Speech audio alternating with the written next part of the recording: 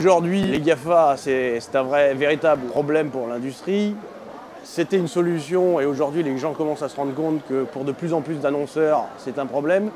Nous, on a pris le parti de se mettre du côté à la fois des clients annonceurs et des agences en ne traitant que des données anonymes qu'on peut du coup mettre à disposition à la fois des agences et des clients pour faire de la prédiction, du calcul de cible et ce genre de choses. Il faut savoir que ce qu'on appelle les walled gardens manipulent énormément de données personnelles qu'ils ne peuvent donc, pour des questions de protection de la vie privée, pas partager.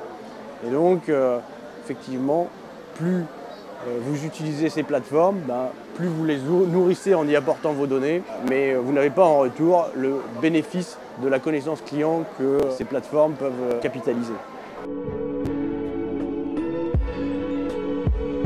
On voit qu'on est un peu arrivé au bout de la logique des systèmes centralisés, notamment en termes de données, et que l'économie des données, c'est une économie de monopole, de duopole ou d'oligopole en fonction de là où on se place.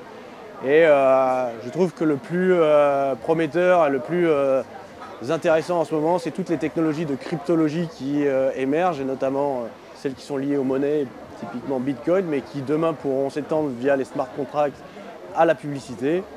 Et donc je crois qu'on a encore quelques années, on va dire, problématiques avec une hégémonie sur l'industrie publicitaire de quelques acteurs, mais que tout va bien d'ici quelques années en plus, tout sera réglé grâce à ces innovations de rupture.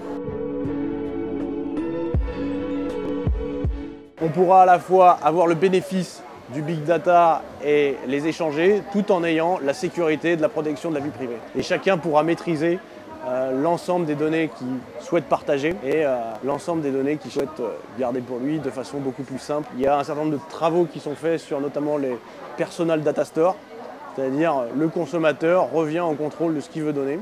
Ça ne veut pas dire qu'il faut se fermer au big data, à l'intelligence artificielle et à tous ces sujets, mais il faut le faire dans le respect à la fois de la vie privée et d'un équilibre économique qui aujourd'hui est menacé.